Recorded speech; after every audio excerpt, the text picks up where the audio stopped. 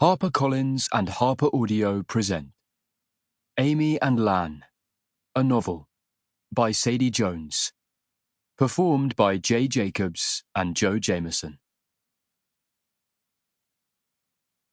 Autumn 2005. 1. Halloween. Lan. Me and Amy are both 7 now. Down here at the stream, the water is icy cold and makes our feet ache. I can't stand in it, but Amy doesn't mind, so I stay on the bank or up in a tree, and she walks through the water, chatting about things she hates or what isn't too bad. The main thing is, we want to light the bonfire ourselves, and we're hungry. Amy comes out the water and tries to get her wet feet back in her boots, but they won't go. "Damn bloody wellies," she says, and we walk home with them half on, and the empty welly feet sticking out so it looks like her legs are broken.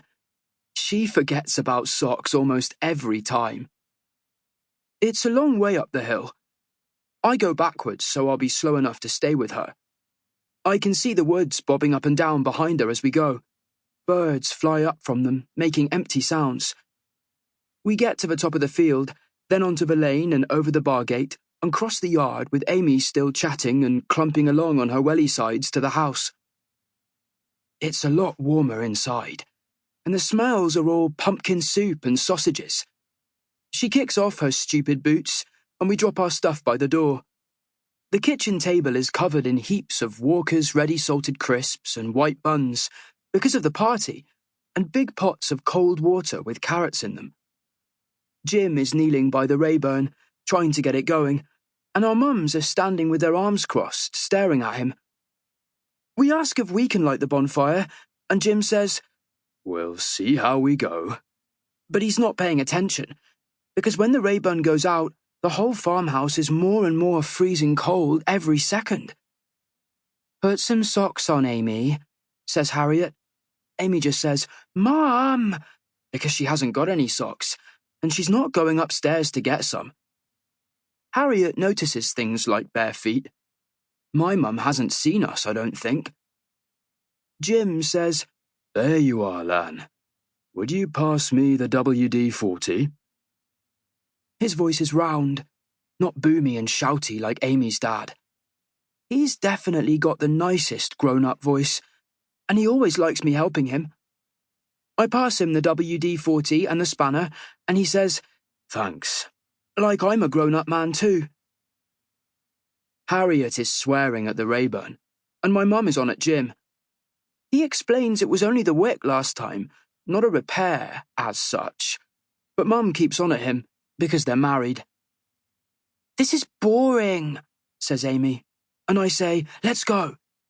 I grab some crisps off the table, and Amy takes a handful of carrots, and we go back out, the carrots all wet and dripping on the stone floor.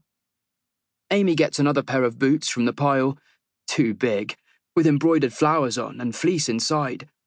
Someone must have left them after coming to play or something.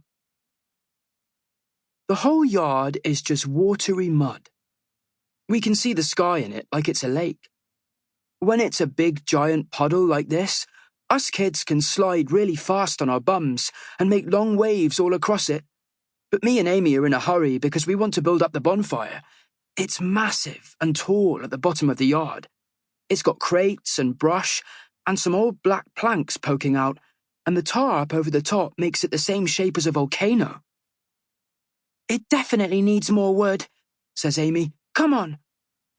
We go off to the wood store where the logs are. Logs aren't bonfire wood, but we can sneak some if we want.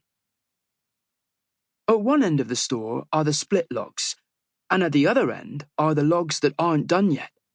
And in the middle there's the wheelbarrow, with axes and saws hanging from hooks.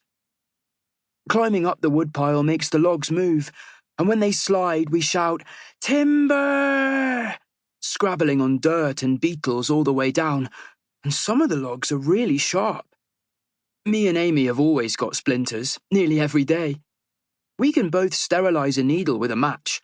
Then we hold it flat, like Jim showed us, and brush the splinter up. Sample complete. Ready to continue?